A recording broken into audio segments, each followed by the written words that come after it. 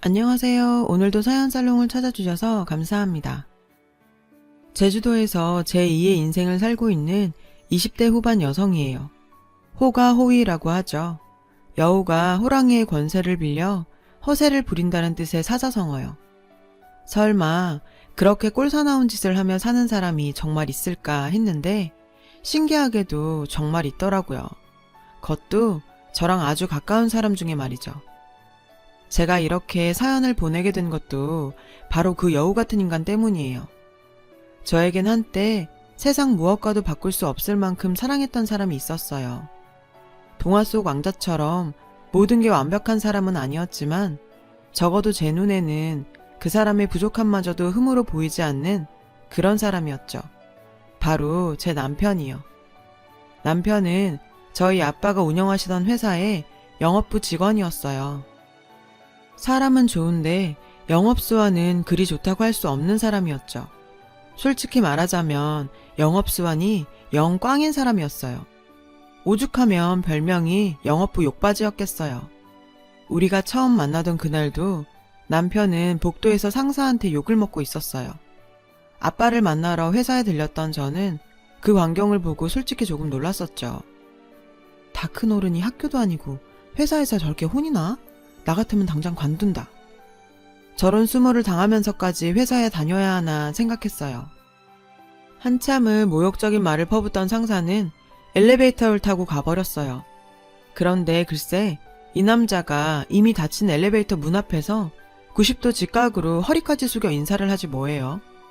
근데 뭐랄까 그 모습이 굴욕적이라기보다는 대단하게 보이더라고요. 순간 어른들의 사회생활이라는 게 어쩌면 이런 게 아닌가 하는 생각마저 들었죠.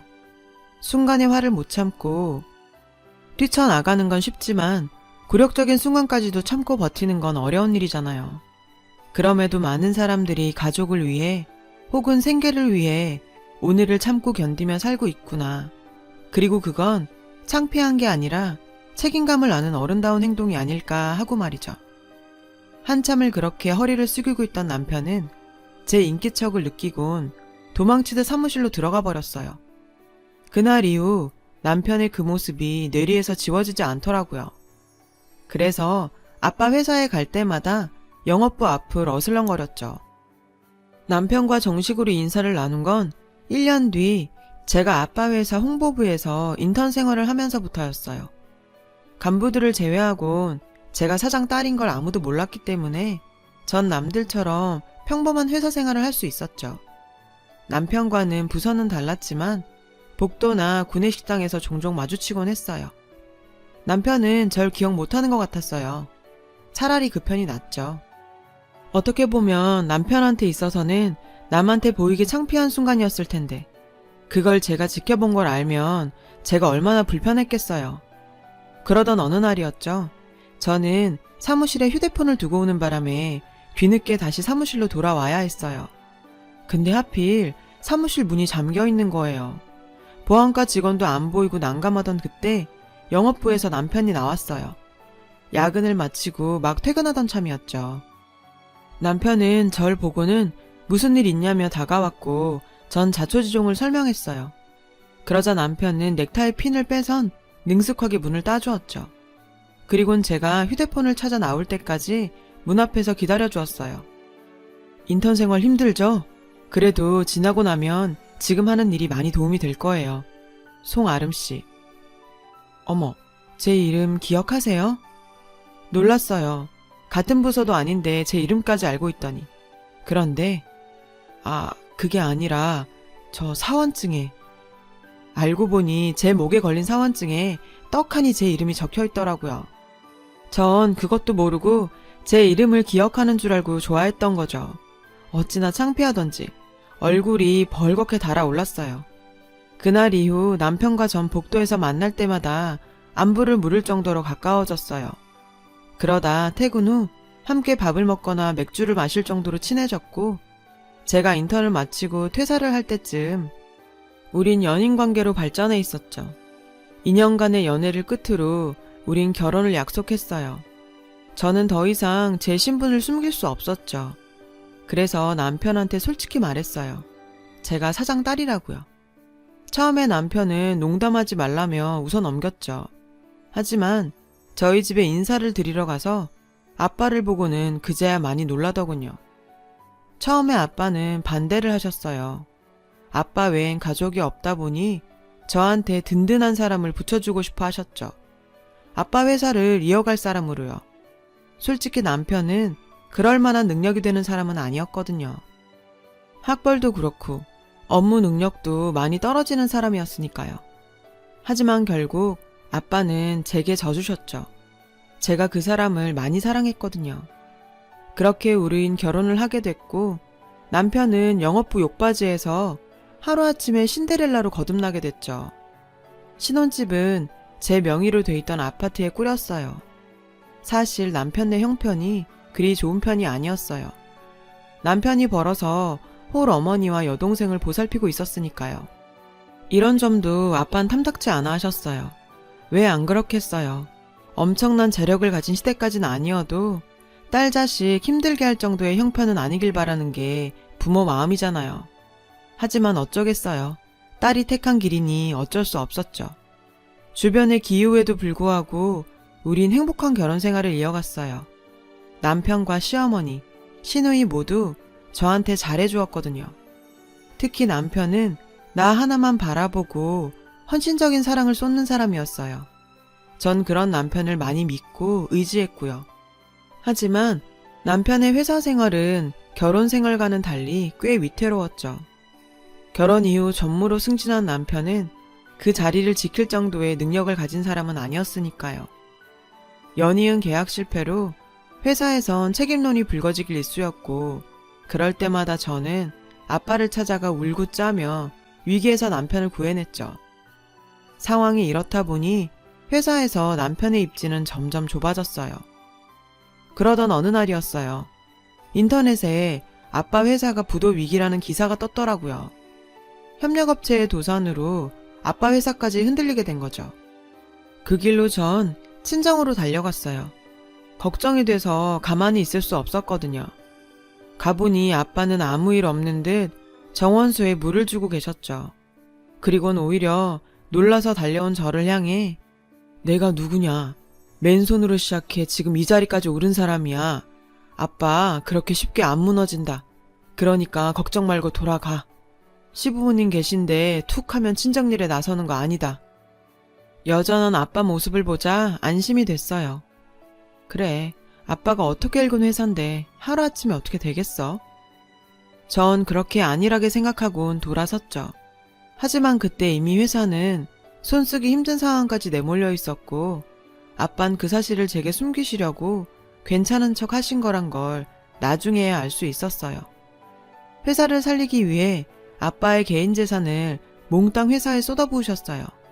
집까지 저당을 잡히면서요. 아빠의 그런 노력 덕분에 회사는 부도를 면할 수 있었죠. 하지만 회사를 정상화하기 위해선 매각 외에는 방법이 없었어요. 결국 아빠는 고용승계를 조건으로 회사를 매각했고 아빠의 희생 덕분에 회사와 직원들은 살아남게 되었어요. 아빠는 빈털터리가 되고 말았죠. 일생을 다 바쳐 일궈낸 회사를 살리느라 말이에요. 설상가상으로 얼마 뒤 아빠는 뇌경색으로 쓰러지셨어요. 집에서 일하시던 아주머니도 내보내고 홀로 집에 계셨던 탓에 발견이 늦어져서 발견 당시 상태가 많이 안 좋았어요. 아빠는 한 달 넘게 한방병원 중환자실에서 생활하시다가 잠시 상태가 호전되는 듯 했지만 결국 세상을 떠나고 마셨죠. 하루아침에 전 고아가 된 거예요. 아빠 장례식장에는 회사분들이 오셔서 많이 도와주셨어요. 모든 장례 절차는 아빠와 창업부터 함께 하셨던 강의사님이 맡아주셨어요. 남편은 하도 울어서 탈진 상태였던 절 대신해서 상주 노릇을 해주었고요. 그렇게 아빠의 장례식은 주변의 도움으로 잘 마무리 지을 수 있었어요. 하지만 장지에서 돌아온 그날부터 제 인생은 이전과는 180도 다른 모습으로 변해버렸어요. 그 시작은 현관문을 열고 집으로 돌아온 그 시점부터였죠. 평소 상냥하고 나긋나긋하던 시어머니는 전혀 다른 사람이 돼 있었어요. 그건 시누이도 마찬가지였죠. 제가 몸도 가누기 힘든 상태로 현관에 들어서는데도 누구 하나 달려와 손을 잡아주지 않더군요. 오히려 그 반대였죠. 소파에 앉아 빤히 절 쳐다보며 가소롭다는 표정이었어요. 그리곤 장지에서 출발한 지가 언젠데 이제야 오는 거냐? CM일 굶겨 죽일 작정이야? 왔으면 밥부터 차려라. 어서. 기가 막혔어요. 방금 땅에 아빠를 묻고 온 저한테 밥을 차리라고 호통을 치다니. 제정신인가요? 어머님, 지금 저한테 뭐라고 하셨어요? 밥을 차리라고요? 아니, 방금 부모를 땅에 묶어온 사람한테 밥 차리라고 닥달하시는 거예요? 네? 서운한 마음에 입술까지 파르르 떨렸어요. 그런데 언니, 지금 뭐 하는 짓이야? 아니, 며느리가 돼선 시어머니한테 고개 빳빳이 쳐들고 따지는 거야? 뭐야? 언니네 아빠 죽었으니까 우리 엄마도 굶어 죽으란 거야? 뭐야? 완전 개싸가지네. 평소 저를 친언니처럼 따르던 시누이는 거품을 물며 저한테 달려들었어요. 순간 내가 악몽을 꾸고 있나 착각이 들 정도였죠. 하지만 이건 시작에 불과했어요. 이보다 놀라운 건 바로 남편의 태도였거든요. 주차를 하고 저보다 늦게 집에 온 남편은 현관에 들어서자마자 상주 완장을 바닥에 내던지며 화를 내는 거예요. 아씨, 망했어. 부자가 망해도 3년은 산다는데 어떻게 네 집은 네 아빠 죽고 나니까 쥐뿔도 안 남냐? 와, 완전 빡쳐. 왜? 아무것도 없대? 집이랑 땅은? 네 장인 살던 집 그것만 해도 꽤 되지 않아? 시어머니는 남편한테 쪼르르 달려가 떨어진 콩고물이라도 챙기려는 사람처럼 다급하게 물었어요. 없어. 방금 김 변호사랑 통화했는데 회사 살린다고 돈이며 부동산 다 팔아서 회사에 때려 넣었대. 집도 담보 잡혀서 병원비에 이거저거 세금 정리하고 나니까 아무것도 없대. 아씨, 완전 똥 밟았어, 엄마. 남편의 낯선 모습에 전 기가 막혀서 아무 말도 할 수 없었어요. 적어도 평생을 함께하기로 약속했던 사람이 제일 먼저 제 손을 놓을 줄은 몰랐으니까요. 모자는 주저앉아 신세한탄을 하며 돌아가신 아빠를 향해 저주를 퍼부었어요. 그리고 그걸로도 성에 안 찼는지 그 화살을 제게 돌리더군요. 멍청한 놓친애가 지 새끼 구할 생각은 않고 피 한 방울 안 섞인 회사놈들한테 그 많은 재산을 다 쏟아부을 때 넌 옆에서 뭐 했냐? 얘가 그렇게 세상 물정을 몰라. 전 재산 올인했으면 회사는 잡았어야지. 그걸 돈 한 푼 안 챙기고 매각을 해? 너랑 니네 아빠 머리에 이상 있는 거 아니니? 안 그럼 어떻게 상황을 이렇게 만들어? 아, 됐고. 이렇게 된 이상 나도 너 더 이상 못 데리고 살아. 너도 양심 있으면 나한테 빌부터 먹고 살 생각하면 안 되지. 안 그래? 난 지금 내 몸 하나 건사하는 것도 힘드니까 내 인생에 빌부터 먹고 살 생각 말고 넌 네 힘으로 살 생각해. 빠른 시일 내에 이혼 서류에 도장 찍자. 세상 끝에 홀로 버려진 것 같았어요. 다른 사람도 아닌 내 남편이 더 이상 물러설 것도 없는 낭떠러지 끝에 서 있는 절 힘껏 떠미는 것 같았죠. 그 길로 무작정 집을 나와 차를 타고 달렸어요. 정신없이 달리다 보니 기름이 떨어져 멈출 수밖에 없었죠. 차라리 이대로 아빠를 따라갈까? 나쁜 마음을 먹으려는 그때 휴대폰이 울렸어요. 강 이사님이었어요. 어릴 때부터 삼촌이라 부르며 따랐던 터라 목소리를 들으니 눈물부터 나더라고요. 그래서 전화기를 붙들고 한참을 꺽대며 울었어요. 한참을 울고 나서야 눈물이 멈췄어요. 그제야 강 이사님은 무슨 일 있었냐고 물으셨죠. 전 제가 처한 기막힌 상황을 설명했어요. 그리곤 기름이 떨어져 차는 길가에 멈춰 서 있고 당장 오늘 밤 잘 곳도 없다는 말도요. 제 얘기를 듣고 강 이사님은 바로 제가 있는 곳으로 달려와 주셨어요. 그리곤 제가 머물 곳을 마련해 주셨죠. 그리고 한 달이란 시간이 흘렀어요. 그동안 강 이사님이 마련해 주신 제주도 별장에서 나와 집으로 향했죠. 남편과의 관계를 정리해야 했거든요. 한 달 만에 돌아온 집은 제가 나가던 그때와 달라진 게 거의 없었어요. 하루 종일 TV 앞에 앉아 홈쇼핑 채널을 보는 시어머니도, 게임에 빠져 컴퓨터 앞에 사는 시누이도 모두요. 달라진 게 있다면 회사에 있어야 할 남편이 평일 오후임에도 집에 있다는 거 정도? 절 보자 시어머니는 도끼 눈을 뜨곤 절 노려봤어요. 그리고 남편을 불러댔죠. 방에서 늦잠을 자던 남편은 짜증을 내며 거실로 나왔어요. 안 돌아올 것처럼 나가더니 벌써 기어 들어오냐? 난 또 영영 안 들어올 줄 알았지. 절 보자 남편은 똥 씹은 표정을 하며 말했어요. 내 집인데 당연히 와야지. 참, 이거 이혼 서류야. 내 건 다 적었으니까 당신 거 적어줘. 전 서류 봉투를 남편한테 건넸어요. 봉투에서 서류를 꺼내보던 남편은 순간 화들짝 놀라더군요. 그리고 눈동자가 심하게 흔들리더니 말까지 더듬었어요. 왜냐고요? 제가 남편 보라고 이혼 서류 뒤에 제 명의로 된 제주도 땅 문서를 끼워 넣었거든요. 이게 다 뭐야? 자기, 제주도에 땅이 있었어? 이게 얼마야? 땅 얘기에 방에서 시누이가 달려나왔어요. 그리고 남편과 시어머니 시누이는 머리를 맞대고 앉아 땅 문서를 살폈죠. 그리곤 급화색이 되더군요. 죽다 살아난 사람들처럼요.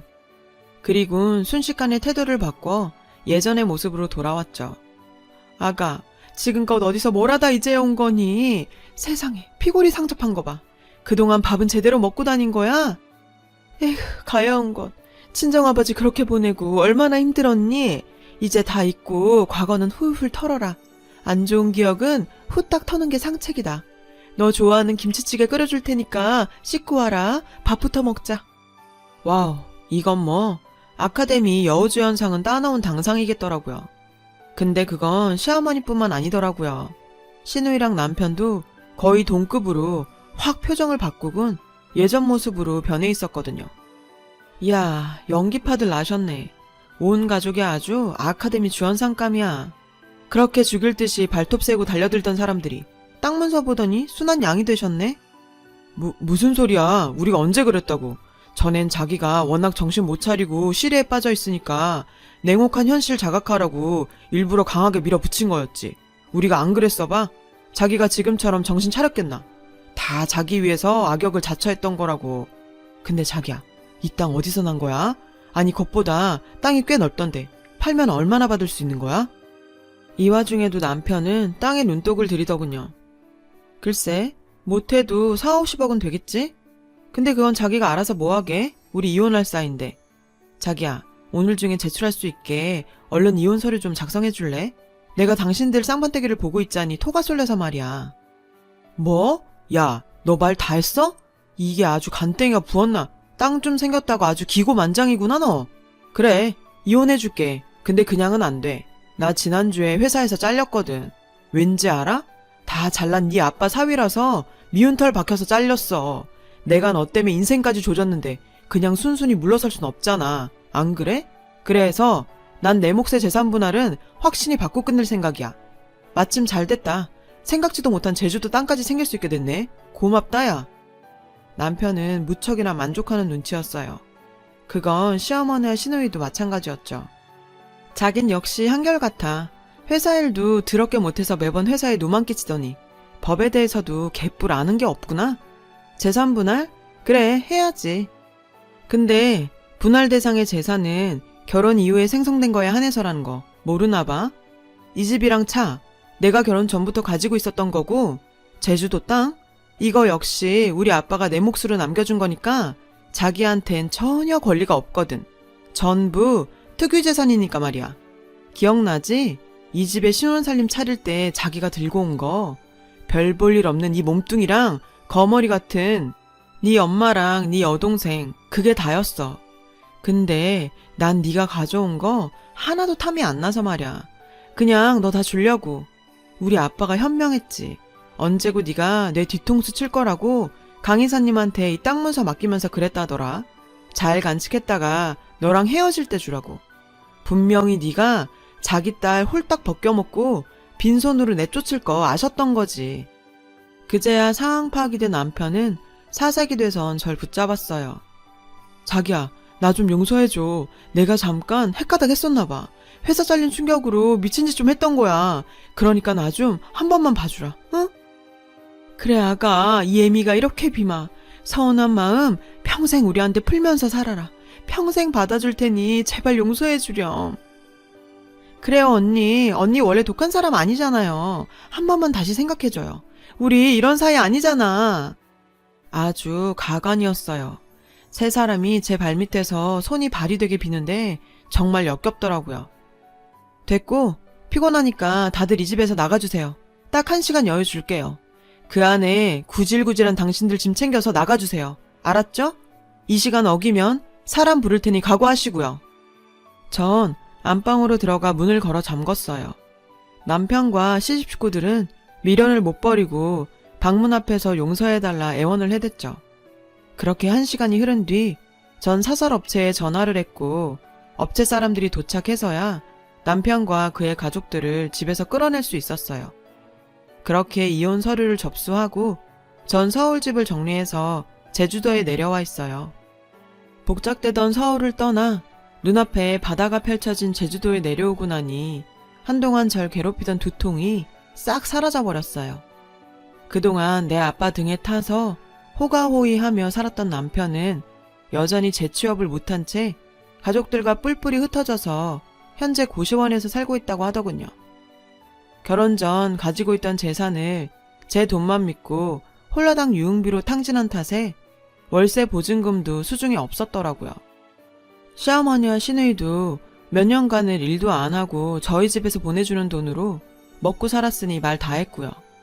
호랑이 등에 탈 땐 좋았겠지만 그 등에서 내려온 뒤에 벌어질 일에 대해선 생각 않고 살았던 게 죄라면 죄겠죠. 암튼 이젠 저와는 상관없는 일이에요. 앞으로 전 제 인생에만 신경 쓸 생각이니까요. 이곳 제주에서 제2의 인생을 맞을 준비만으로도 충분히 전 바쁘니까요. 아직 구체적인 계획은 잡지 않았지만 서두르지 않고 차근차근 준비할 생각이에요. 이런저런 일 풀어놓고 나니 정리도 되네요. 긴 이야기 들어주셔서 고맙습니다. 마음 넉넉하고 행복한 하루 되세요. 여러분, 사연 댓글에 응원과 현명한 조언 부탁드려요. 좋아요와 구독은 저에게 큰 힘이 됩니다. 오늘도 좋은 일 가득하세요.